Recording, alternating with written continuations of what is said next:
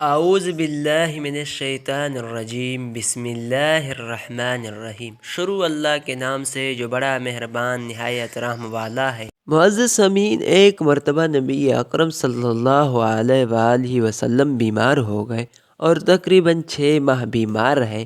حضرت عائشہ رضی اللہ عنہ کی روایت بخاری میں ہے کہ آپ صلی اللہ علیہ وآلہ وسلم پر ایک یہودی منافق نے جادو کر دیا، جس کا اثر یہ ہوا کہ بعض مرتبہ ایک کام نہیں کیا ہوتا لیکن ایسا محسوس کرتے کہ کر لیا ہے۔ پھر ایک دن آپ صلی اللہ علیہ وآلہ وسلم نے حضرت عائشہ رضی اللہ عنہ سے فرمایا کہ مجھے اللہ تعالیٰ نے بتلا دیا ہے کہ میری بیماری کیا ہے، اور فرمایا خواب میں 2 شخص آئے، ایک میرے سرہانے بیٹھ گیا، ایک پاؤں کی طرف۔ سرہانے والے نے دوسرے سے سوال کیا، ان کو کیا تکلیف ہے؟ دوسرے نے کہا ان پر جادو ہے۔ پھر اس نے سوال کیا کہ کس نے جادو کیا؟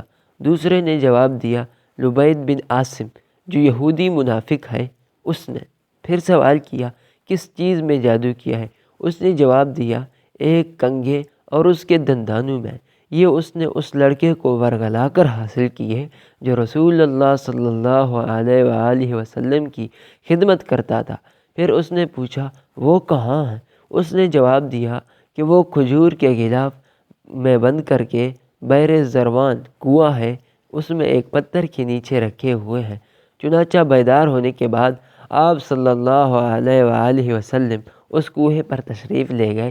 اس کنویں کا پانی مہندی کی طرح ہو چکا تھا۔ آپ صلی اللہ علیہ وآلہ وسلم نے وہاں سے اس کو نکالا اور کھولا تو اس میں ایک تانت کی تار تھی جس میں 11 گرہ لگی ہوئی تھی، ہر گرہ میں ایک سوئی لگی ہوئی تھی۔ اللہ تعالیٰ نے یہ 2 صورتیں نازل فرمائی، ان کی کل 11 آیات ہیں۔